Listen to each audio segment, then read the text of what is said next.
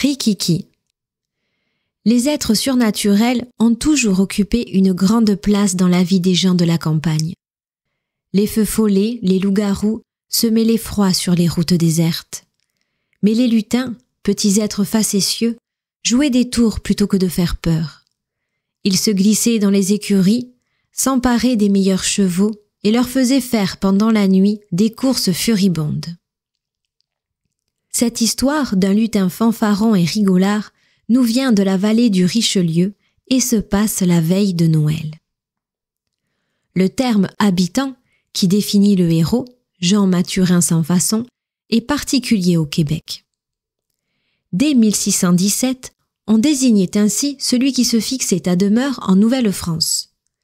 Par contraste, les Français qui occupaient un poste d'administrateur, d'officier ou de missionnaire étaient appelés des hivernants, car ils retournaient en France après un certain séjour dans la colonie naissante. Ce soir-là, la veille de Noël, Jean Mathurin sans façon n'avait pas le cœur à la fête. Terré près de son âtre dans lequel pétillait une maigre bourrée de hêtres, ce pauvre habitant parlait à son chien Finot. Il avait envoyé sa femme, Julie, et les 4 petiots se reposer là-haut en attendant la messe de minuit. Lui qu'il cultivait honorablement son petit lopin de terre sur les bords du Richelieu avait eu une bien mauvaise année.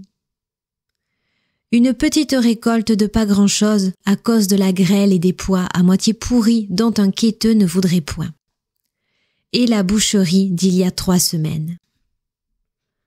2 pauvres gorées maigrichons qui m'ont donné du lard maigre et jaune que c'en est une vraie pitié, racontait-il à son chien. Tandis qu'une méchante pluie froide fouettait les carreaux, Jean Mathurin sans façon, rallumant sa pipe, lança à Finot d'un air découragé. Et pas une goutte de Jamaïque pour recevoir les amis. Juste des crétons pour le réveillon. Et puis, as-tu regardé le temps qu'il fait dehors, Finot? Il mouilla sio, et nous sommes dans la boue, la veille de Noël, au lieu d'être dans la belle et bonne neige du bon Dieu. C'est pas tout, continua-t-il. Il y a encore ce lutin de malheur qui est toujours à me faire endéver. Encore ce matin, j'ai trouvé mon cheval Fanlaire tout blanc d'écume, tremblant sur ses jambes avec la queue et la crinière tout emmêlées. Il a dû galoper toute la nuit jusqu'à Chambly, aller et retour. Ces lutins-là, vois-tu Finot, c'est pire que tous les fifolets et les loups-garous mis ensemble. On n'arrive même pas à s'en débarrasser. Ah, si je pouvais en tenir un, une bonne fois, dans le creux de ma main, je lui tordrais le cou avec plaisir, surtout celui qui me lâche pas et qui est toujours à se promener sur Fanlaire. Jean Mathurin s'aperçut tout à coup qu'un courant d'air froid lui coulait sur le dos. La porte arrière venait de s'ouvrir et quelque chose hors du commun s'y glissait, car Finot était allé se blottir piteusement dans un coin, la queue entre les jambes. Jean Mathurin n'était pas un couard, et pourtant il ne pouvait pas se décider à tourner la tête. Et voici qu'il entendit une petite voix, légère comme un son de flûte, qui paraissait venir de dessous la terre et qui disait à peu près ceci. « Bien le bonsoir et joyeux Noël à mon ami Mathurin !» Mathurin finit par se retourner et voici ce qu'il vit. Un petit homme, pas plus haut qu'une botte, qui, juché sur un tabouret, fixait sur lui des petits yeux de furet aiguisés comme une flamme et animés d'une lueur narquoise et moqueuse. En somme, la plus drôle de petite frimousse qu'on pût imaginer. Et il faut voir comment cette personne était vêtue. Manteau de velours vert semé de fleurs de lys, juste au corps de soie rose lamé argent, veste de satin orange, culotte et bas de soie blanc avec des amours de petits escarpins vernis, rien que ça. Jean Mathurin en resta tout ébahi, et il n'avait d'yeux que pour la coquine de petite moustache, dont les 2 pointes pouvaient faire 2 fois le tour de la tête du petit bonhomme. « Eh bien, fit l'apparition, tu as fini de me reluquer? Tu as voulu me voir, me voici. Et alors, tu vas me mettre dans le creux de ta main et quick, Comme tu disais tout à l'heure, plus de lutins et Fanlaire pourra désormais passer ses nuits tranquilles à l'écurie. Mon Dieu, c'était le lutin. Oh oui, cette petite merveille vêtue de velours et de satin était là devant lui. Et dire que Jean Mathurin s'était tout le temps imaginé que ce devait être plutôt une sorte de petit griffon noir avec des pieds fourchus et une barbe de bouc.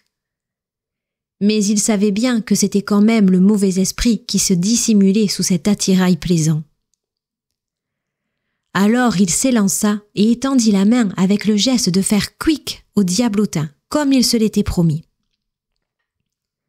Sa main s'abattit dans le vide.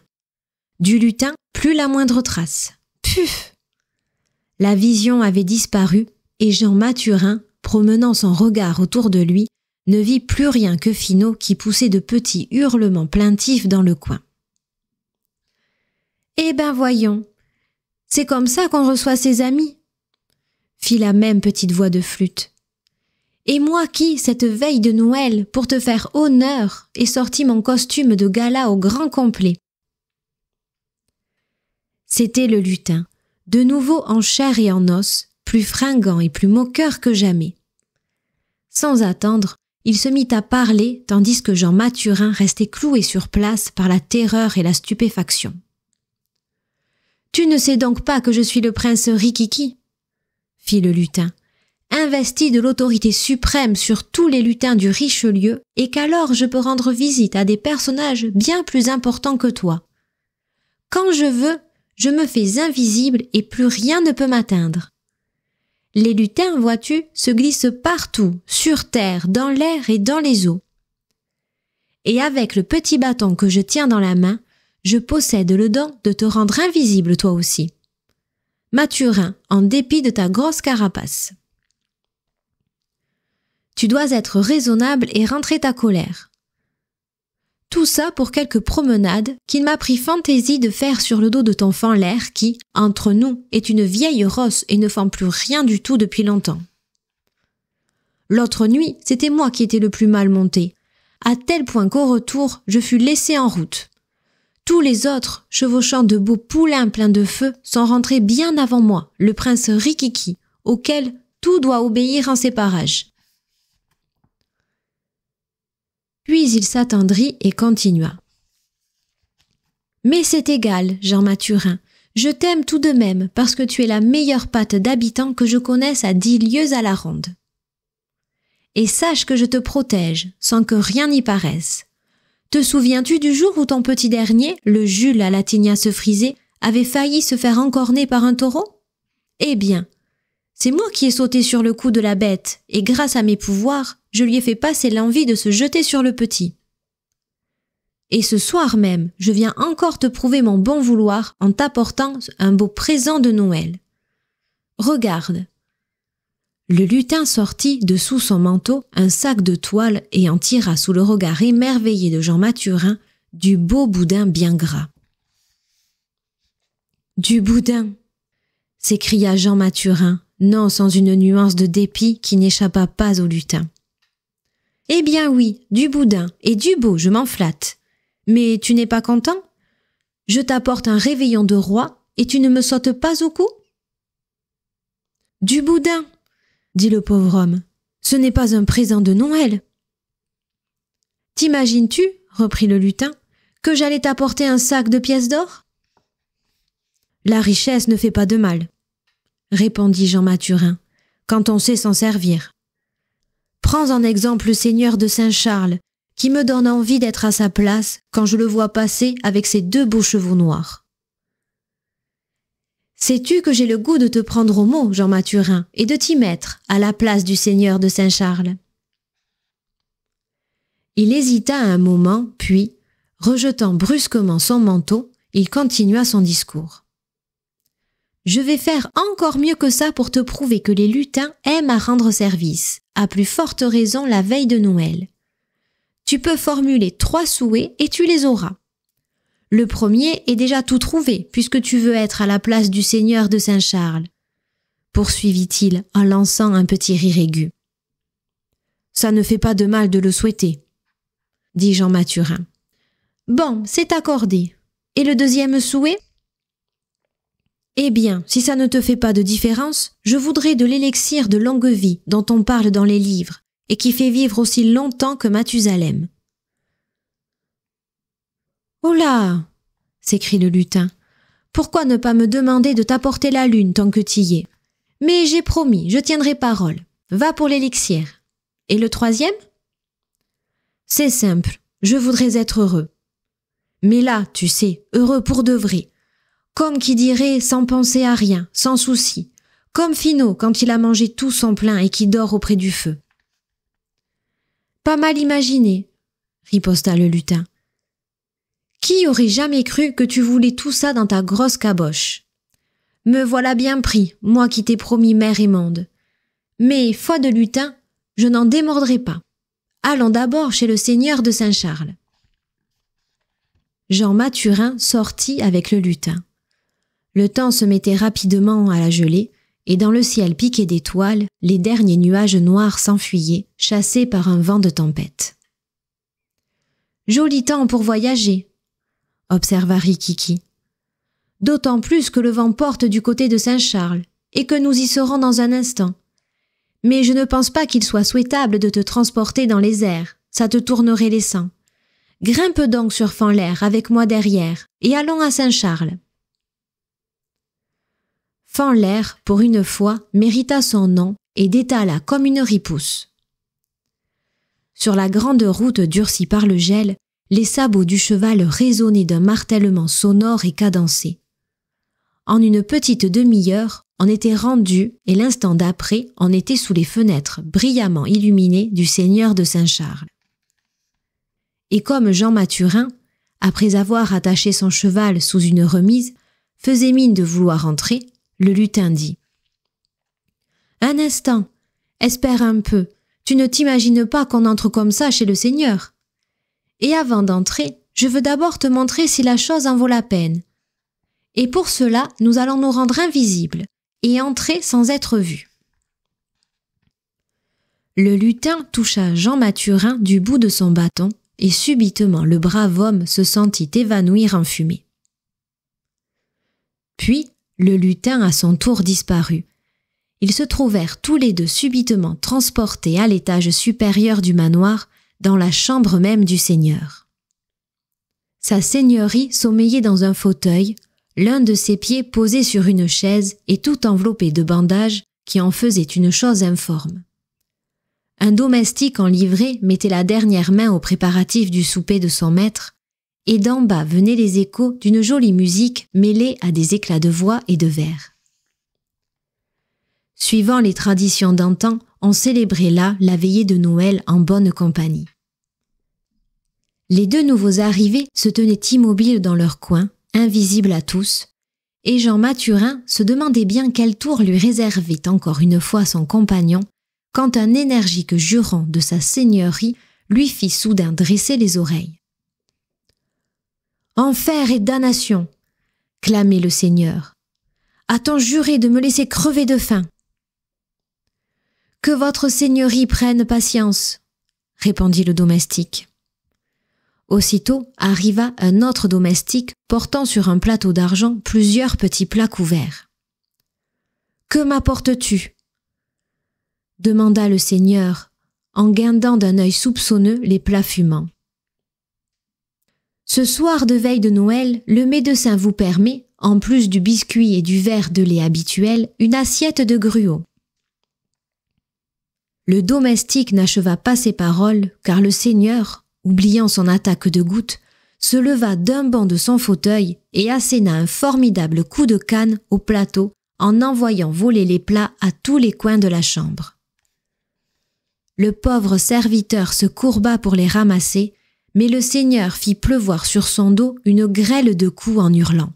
« Corne du diable, corbleu, on me donne du gruau. La peste t'étouffe avec ta tisane.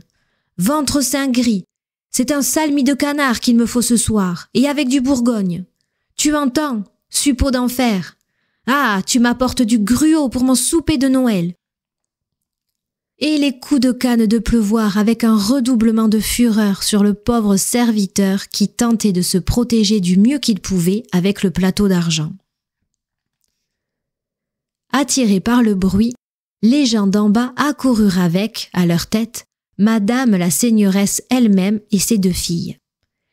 Elles eurent toutes les peines du monde à coucher sa seigneurie dans son lit, elle dont les traits convulsés et la bouche couverte d'écume témoignaient de la violence de la crise par laquelle elle venait de passer. « En bien ?» demanda Rikiki à Jean Mathurin. « T'y mets-tu, oui ou non, à sa place ?»« Allons-nous-en, » fit ce dernier. « Je te tiens quitte. »« Et d'un, » observa Rikiki. Jean Mathurin et Rikiki redevinrent invisibles et enfourchèrent Fanlaire pour retourner à Saint-Denis. Au bout d'un certain temps, Jean Mathurin dit « Ah, on peut dire qu'il jure en grand celui-là. Quel discours ! Un homme dans sa position ne peut se contenter d'un pauvre batèche comme toi. Il a des mots à sa hauteur, le seigneur de Saint-Charles. Et moi qui voulais me mettre à sa place !» s'écria Jean Mathurin. « J'aime mieux m'occuper de l'élixir. » Fanlaire reprit son train d'enfer et Rikiki le mena dans une sorte de chemin perdu qui avait l'air d'aller nulle part. Au bout, une pâle lumière clignotait dans une petite maison basse. Rikiki arrêta son cheval devant la maison et Jean Mathurin s'écria « Mais c'est la maison du père Corriveau. Et mon élixir ?»« Tu vas la voir, » fit Rikiki, « et tu vivras tant et tant que le ménage Corriveau te semblera de la première jeunesse. Tiens, approche de la fenêtre et regarde ces vieux-là. Hein, c'est beau la vie !» Jean Mathurin mit son nez à la fenêtre. Il vit devant la cheminée un homme et une femme tous deux si courbés, si maigres et si ratatinés qu'on aurait pu croire que leurs os allaient bientôt se rejoindre et dégringoler par terre. La peau sur leurs os était jaune comme un vieux parchemin, et sur leur crâne se dressaient quelques touffes de cheveux blancs. Les yeux avaient un regard d'une fixité effrayante. La femme était assise et l'homme debout parlait tout haut. Rikiki et son compagnon tendirent l'oreille.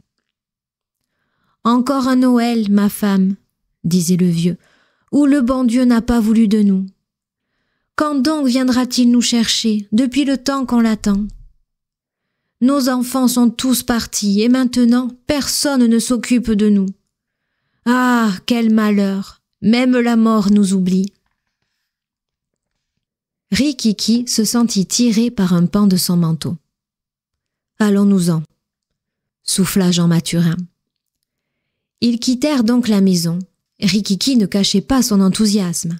« Ah, c'est beau de vivre vieux. Te vois-tu débriscaillé comme ce vieil homme, toi qui fauches encore tes 2 arpents entre les 2 soleils? Tu vas battre avec l'élixir les 100 ans bien sonnés du père Corriveau. Assez de l'élixir, je te tiens quitte aussi de ce souhait-là, » cria Jean Mathurin. « Je préfère aller retrouver tous mes gens au cimetière quand mon tour sera venu. Si le 3e souhait qu'il me reste n'est pas plus drôle, j'aime autant m'en retourner chez nous. »« Pas du tout, » lança le lutin. « Le dernier souhait, j'y tiens.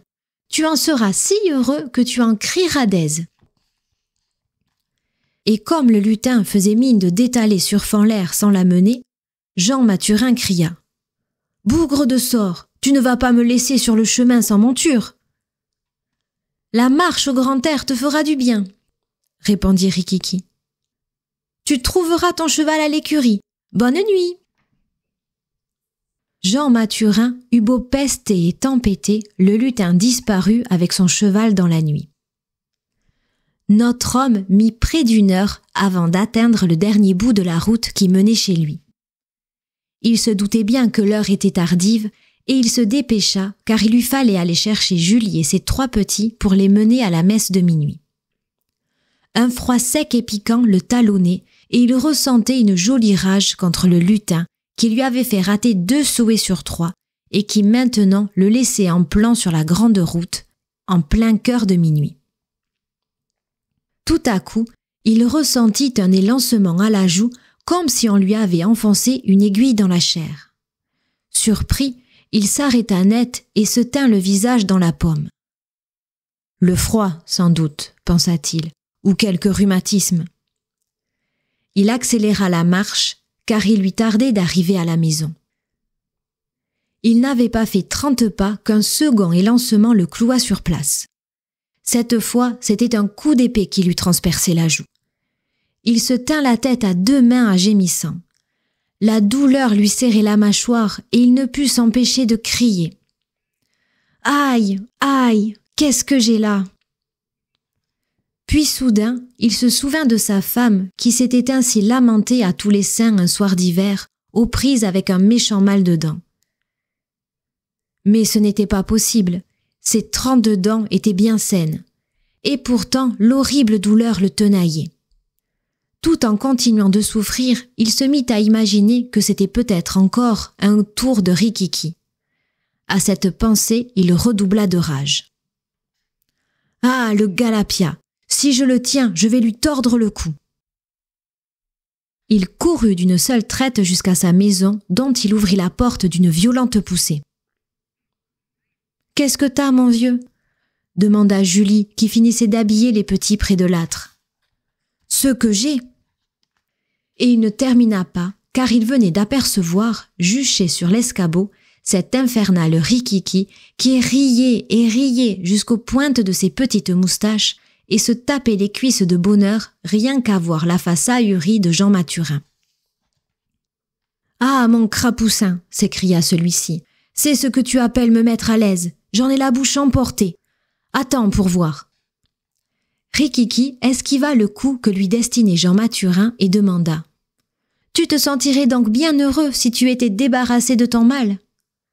Batèche, finiras-tu un jour de faire endever le pauvre monde? » « Mais bougre de bêta, » fit le lutin, « tu oublies ton 3e souhait. Tu voulais être heureux. Eh bien, c'est fait. » Le mal de Jean Mathurin disparut subitement et il resta là, au milieu du plancher, les yeux agrandis d'un bonheur indicible. « N'ai-je pas tenu parole? Pour bien apprécier ton bonheur, il te fallait d'abord passer par l'épreuve. Et cette épreuve, je te l'ai donnée en te gratifiant d'un mal de dents, de cheval. Et maintenant que te voilà redevenu guéluron comme avant, j'espère que tu feras honneur à mon réveillon. » Le boudin, Jean Mathurin l'avait oublié. Il en avait maintenant l'eau à la bouche. Mais il fallait partir. « Vite les enfants, faut y aller. »« À l'année prochaine, » fit le lutin qui s'apprêtait à prendre congé. « Si tu veux, » dit Jean Mathurin. « Mais les souhaits, c'est fini. Je n'en formulerai plus. Ah ça, non, je te le promets. »« À la bonne heure, » dit le lutin. « Vois-tu, mon cher Mathurin, pour être heureux en somme, rien ne vaut la bonne vieille recette qui consiste à être tout bonnement content de son bonhomme de sort. » Ces paroles dites, Rikiki sauta de l'escabeau et enfilant la cheminée, il disparut dans un peu de fumée. Le Noël de Jean Mathurin et de sa petite famille fut, bien que modeste, la plus heureuse des fêtes.